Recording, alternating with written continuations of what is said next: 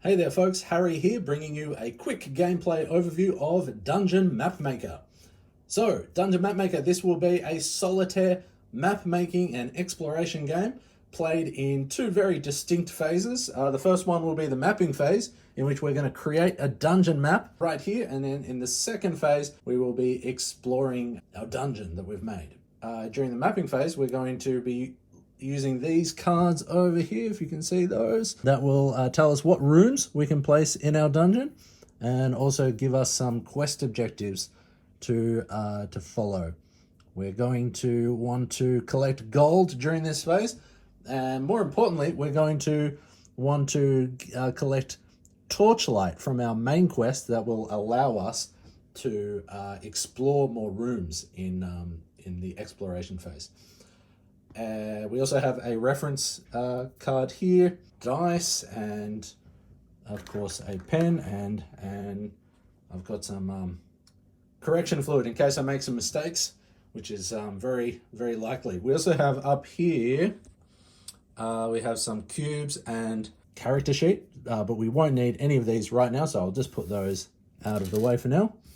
And yeah, this is basically all you will need to start the game. Of course, because this is a demo, things will change a little bit between now and when the finished game is out. Anyway, let's get into it. So we start by rolling all three of these dice, which we'll be doing at the start of each round. We'll be rolling all three of the dice. With the first turn, we roll all three, and so for the 20-sided dice, we got 14, and we got 2 and a 5. Whenever you roll, you're going to record your results. There we go. 14, 2, and 5. And then we're going to be adding a room to the dungeon based on these results. Now, the 14 is going to tell us where, because this is the first round of the game, where we're going to be placing our entrance to our dungeon. So we'll have 20 areas of our map, and so our entrance needs to be in this area here. And the 2 and the 5 let us choose one of these two. Okay, so we can choose one of these two cards, and we can choose one of the rooms from the cards. So we can choose, if we choose card number 2, then we can choose the workshop or the alcove. And if we choose card number 5, we can choose the annex or the sanctuary. Now, the other number is going to determine how many entrances coming off of the room that we choose. One thing I should also mention, you might notice there's a little scroll next to each of, one of the rooms in each of the cards. Scrolls allow us to do things in the mapping phase that can help us a lot. So trying to collect some scrolls is a good option, but often the rooms that have scrolls are either bigger or maybe trickier to add to your map, so that's something to keep in mind as well. Anyway, with this in mind, this is our first turn. Need to add the entrance to the dungeon. So let's go ahead, and I think we'll choose the workshop. So that's going to be using the 2 for this card, and that's going to mean we're going to have 5 entrances, including the dungeon entrance, coming off the workshop. So go ahead, and I'll add that to our 14th area of the dungeon sheet now. So there we are. I have added the workshop to the map here, and I've given it 5 entrances, including the dungeon entrance, as indicated by this die here. Now, in doing so, I collected a scroll, which I'll signify by just circling a, there we go, circling a scroll circle here to show that I have one available. In the future, if I want to add or subtract one to a die result, I can. I can also reposition monsters by using a scroll, or I can also dead end an entrance, that is block off an entrance by spending a scroll to do that. So we do want to collect scrolls as we go. All right, now for all the rest of the turns, so with the first turn we added the dungeon entrance, but from now on, each roll of this die is going to produce a monster that we're going to add to our map. Let's see how that works. Roll the dice. All right, we got 11, 2, and 6. So the next step is always to record the dice results in the bottom. So 11, 2, and 6. Now I'm going to have to add a monster to the 11th area here. And I can add the monster by writing the letter M, or I can just draw a small icon. So I'm going to go ahead and do that now. All right, so there's my monster icon. And now with the 2 and the 6, I need to use those for a room. So I can choose that same card as before, the 2, and add 6 entrances coming off it. Or I could choose the 6 card and add 2 entrances coming off that. Of course, the entrance that is going to be connected to the room does count as well. Now, one thing is we need to also be thinking about our quest objectives. And I haven't gone through them all yet, but I will point out one now, which is on the second card, which is we're going to get 4 gold per room that has 6 entrances. Now, this roll has set us up really well to actually make a start on that. So I'm going to go ahead and choose a workshop again and add 6 entrances to it. So that will help us earn some gold at the end of this mapping phase. So I'll go ahead and do that now. So here we are. I have added the workshop here. And, oh, I forgot that I also collected another scroll in doing so. All right, so there is my second workshop. And again, it's going to give us 4 gold at the end of the game, which is good. Now, you might notice I added these kind of doors to this entrance here, because that can help us distinguish the different rooms a bit better as well. So, and you might also notice that this room is connected to the previous one. So whenever you add a room, you can't just add one in a random kind of empty area of the map. You do need to have it connect to an existing room. Monsters, on the other hand, can go anywhere on the map whenever they come up, according to the D20 here. All right, so let's go ahead and I'll show you some more features of the game. Alrighty, on the next roll, I rolled a 12 and double 2s. Now, when this happens, if you roll doubles of the 2 mapping dice, the 2d6, you can always re-roll them if you wish. However, in this case, I think I'll keep them because I think this workshop room is working pretty well for me, and that I'm earning scrolls, and it's a pretty easy room to actually place. Also, it will allow me to contain these 2 monsters here within the same room, which is going to help us with this monster quest, which will give us gold by containing these monsters. So we'll get 4 for this upcoming room, but if we can have 1 more, we'll actually get 10 gold. So that could be useful. So I'll go ahead and I'll add that room now. Alrighty, so on the next roll, I've rolled a 16 and 2 5s. I placed I placed the monster in the 16th area, and I could have re-rolled the 2 5s, but I decided to keep them, and I have drawn this room here, the annex, up here, and in doing so collected the scroll from the room, and I also spent one of my existing scrolls to change one of the 5s to a 6, allowing me to add 6 entrances to this room to earn more gold for this quest here. So scrolls can be used to really help you as you're making a map, to not only make it easier to put your map together, but also to help you earn that gold. And more importantly, to earn is to earning torchlight, which is the main quest objective we have, which I do want to just talk about a little bit more now, and that is to we'll earn 2 torchlight per room in the shortest route from the dungeon entrance to the boss. Okay, so I'll talk about the boss soon, but we're going to want to add lots of different rooms between this entrance and the boss, so then we can actually explore more in the exploration phase. And that's and there's one other thing I want to mention. It might be a bit hard to see here, so I'll put it up on the I'll put a little insert up now, but with the annex room, you might notice that there's a little red line on part of the wall. So whenever that happens, this means that you cannot add an entrance to that part of the wall. And in this case, it's in these corner parts. I couldn't have added an entrance here or here. Alrighty, let's continue. Alrighty, so on the next roll, I rolled a 17, a 4, and a 6. And I just wanted to show you this to show you that both adding the monster from the 20-sided dice and adding the room from the 2 6-sided dice, you can do either of these in either order.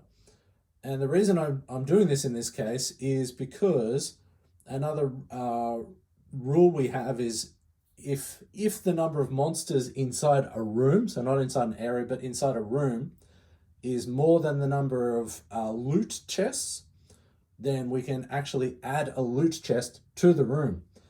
So what I've done is I've added, I've turned the 4 into a 3 to add 3 entrances, and I've chosen this cavern room here to create this big room here that is with the 2d6, and then with the 17 I can actually add a loot chest to this room because there are more monsters than a loot.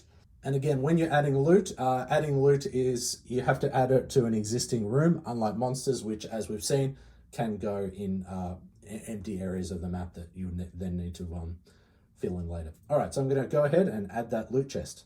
All right, there we go. All right, let's continue.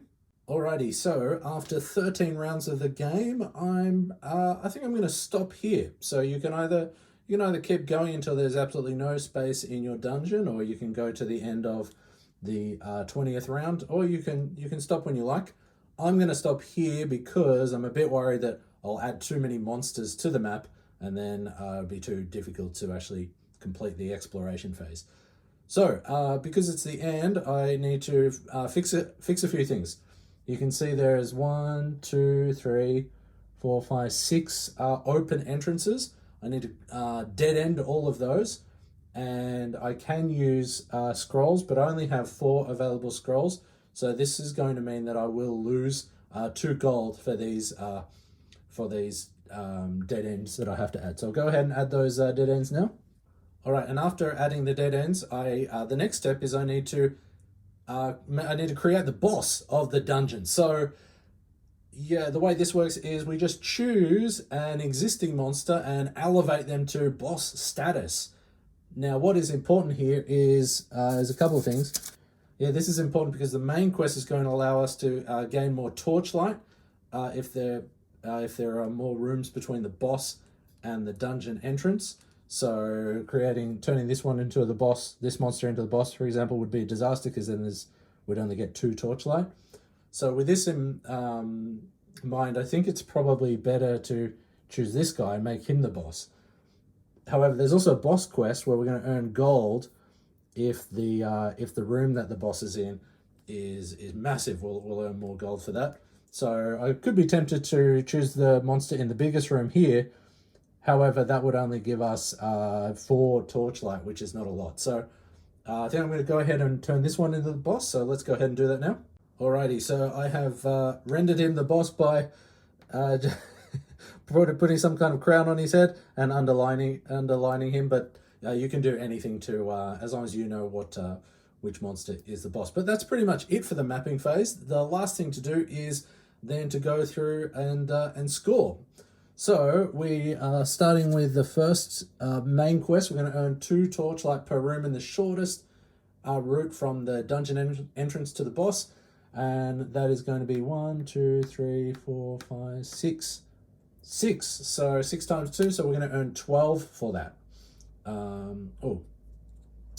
So 12 torchlight. And we can record the torchlight up here.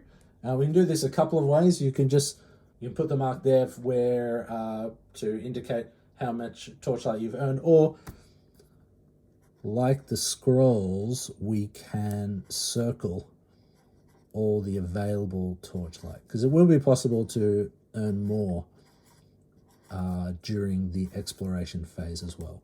But I think 12 is going to be plenty for us anyway. Now, the next thing is to see how much gold we earned from our other quests, the other 5. With quest number 2, that was the dungeon quest hubs, we were going to earn 4 gold per room that has 6 entrances. Unfortunately, because we dead-ended some of the entrances, we didn't have any, so that's a 0. Next, we had the loot quest, which is we would earn 5 points per room containing a chest. And that is going to give us, we have one here, and one here. So that's going to give us 3. So that's going to give us 15. Our next quest was our room quest, where we get 5.5 gold, I should say, per passage. And I didn't actually add any passages, so that's another 0, unfortunately.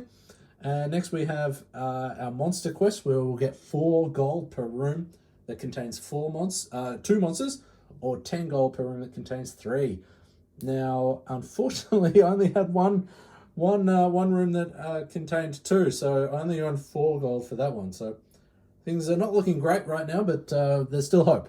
Yeah, and the last quest is going to give us 1 gold per 2 spaces in the room that the boss is in. So the boss is in a room that has 25 spaces, so there's no half points, so we're not going to do 12.5, but we'll earn 12 for that. And so we earned 15 plus 4, 19. We earned 31 gold, but we also lost 2 for the dead ends that we had to make. So in the end, we just earned 29 gold there. I should also point out that I was never in danger of doing this in this particular game, but gold is capped at 20 for each quest, so you could never earn more than 20 as well. But again, a long way off that in this case. All right, so that is the mapping phase. Let's move on to the exploration phase. Alrighty, and now we are into the exploration phase of the game. In this phase, we are going to be using the cubes that I mentioned earlier, and we are not going to be using the 2d6 from earlier, so those go away. But we will be using our d20 again. And I have flipped all of the cards over to their exploration side. You can see them on the left here, and there's also a reference card in the top right. And I've also placed our character sheet, which we'll use in exploration here. So again, this, I do want to stress that this is the prototype of the demo version. So the finished game will be a lot more detailed, I guess, and there will be some usability fixes made to make things a bit easier.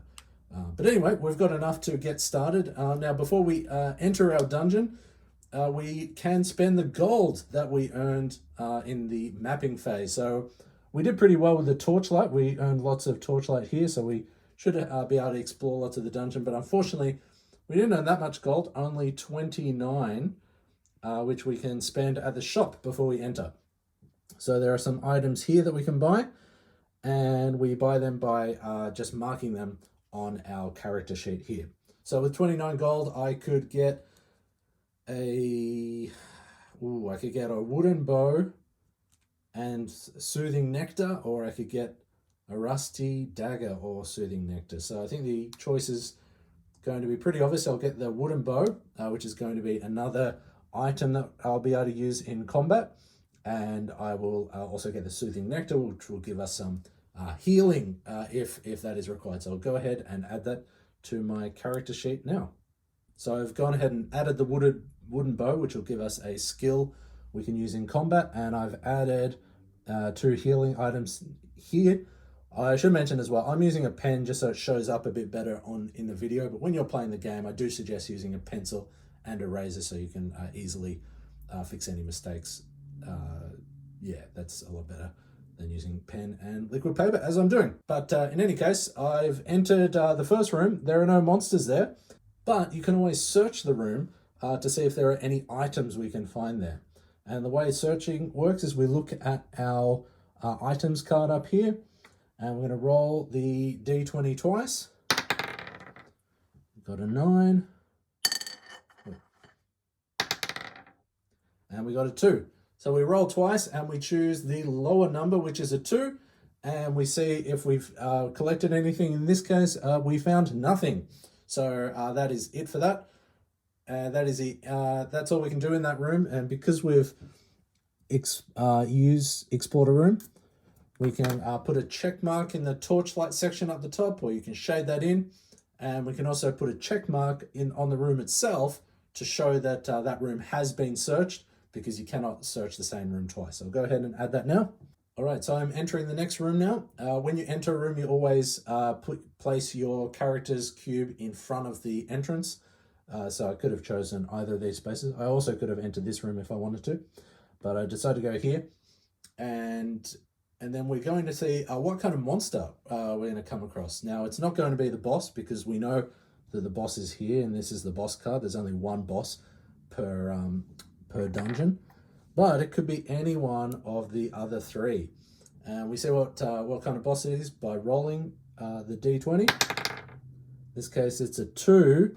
So we look at the numbers in the top left, and we can see that we've got a snake on our hands. So we place a cube in the monster's starting location, and then we place a cube on the first track for that monster. You can see that the snake has 3 tracks. This is because we can have a maximum of 3 snakes, whereas the caretaker is a bit more of a stronger monster, and we can only have a maximum of 2 caretakers in the one room.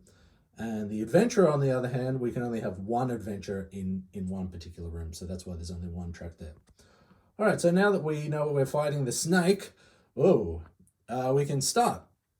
And so you as a player will always act first, and you can act by placing cubes on the skills that you would like to use. In this case, I think I want to try to use the wooden bow that we just bought at the shop. So I'm going to place one cube there. And I think I'll also move, and maybe move out of the way of the snake. Well, actually, it's not going to really help that much. So I will place it there. You can always move on any turn.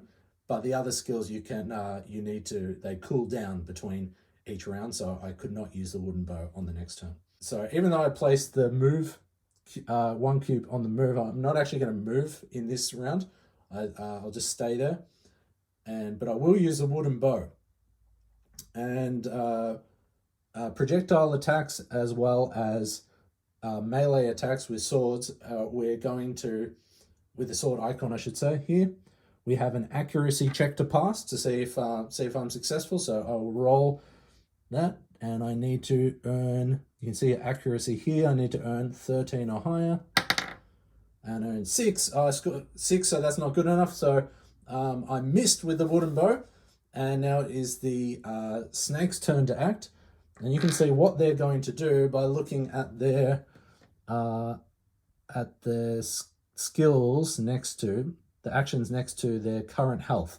So right now the snake is going to move towards me, and if it is in range, it's going to attack me for 2. All right, so there we go. I moved the snake 2 spaces towards me. Again, you cannot move diagonally, so that snake is getting closer to me, and it wasn't close enough to attack though, so that's the end of the snake's turn. All right, and then it would be my turn again. Now I can't use the wooden bow because I used it in the first round. I can move again though, because you can always move on your turn once. And I think I'm going to grapple this snake. There we go. So grappling is a skill that doesn't require any accuracy check, so I know I'm going to do some damage to the snake. So I've moved within range, which you can check the range in the exploration reference sheet. So with grappling, it's just need to be next to it, and I'm going to automatically do damage equal to my strength. So again, here are our attributes. We have here's my experience. I don't have any experience yet, and I've got sorcery, a level of 1. I've got a strength of 1, an accuracy of 8 for melee, and 13 for projectiles, and I've got a speed of 2. Speed is how many spaces I can move when I do. And so with my grapple attack, I'm going to do damage equal to my strength, which is 1. So the snake goes down 1. So the snake's now on 3 health, which is good. But now the snake's going to attack. In this case, they are set to move 2 and melee attack me once. Now they don't need to move, so they don't move at all. So if a monster doesn't need to move to attack you, they'll just attack you. And but we do need to check if they're successful in their attack. And for the snake, their accuracy is in the top left corner, so they need a 12 or better. And they got a 6, so nothing happens there. Alrighty, so it is back to me now, and I think it's time to unleash the fury of the wooden bow again. Now, with projectile range, it is a range of 2 or more. So I'm actually too close to the snake to hit him right now. So I'm going to use I'm going to use a move as always, and I'm going to use the wooden bow. So I move back. All right, and I need an accuracy check of 13 or greater to hit this snake. So let's go for it. Oh, and it was a 20. Okay, so perfect. All right, so in this case, I hit the snake and I do this amount of damage here, which is 3, bringing the snake's health to nothing, and it is not with us anymore. So in this case, I didn't take any damage in that combat, which was good. But again, snake is the easiest enemy to tackle, so that makes sense. All right, so I can move the snake's cubes away, and I get the reward shown in the top left of the card, which is to earn 2 experience. Now, I can also remove the action cubes off my character sheet because they do reset between each combat. So I've earned my 2 experience, and I can mark that here by just shading in the experience track 2. And if I am able to get to every time you earn 5 experience, you can actually choose one of these traits to level up. So you could level up the sorcery trait, your strength, your accuracy, your speed, so you move faster, or also your maximum health, up to a maximum of 14. Maximum health. And so after each room, as explained before, we can always search a room if it hasn't been searched before. So I would roll the d20 twice. So I've got a 13 there. Let's go down. And I got a 14. Okay, and we take the lower number, which in this case was 13, which would give us a lost diary, which earns us 2 experience. So that's nice. So we mark that down on our track, place a check mark here to show that we have searched the room, and then we can place a check mark here to show that we've used torchlight. So even if you already explored a room but you re-enter it, so if I were to go back here, that would also cost me another torchlight. And that's pretty much it. The only thing I haven't explained is what happens if you come across loot, and that would be so for example here, after combat you would perform the same type of check as a search check, except you would take the higher number. So so for example, if there were loot in that previous room, I'd roll a 16 and a 16 again. So I would actually take this heart amulet, which would of course add to my maximum health.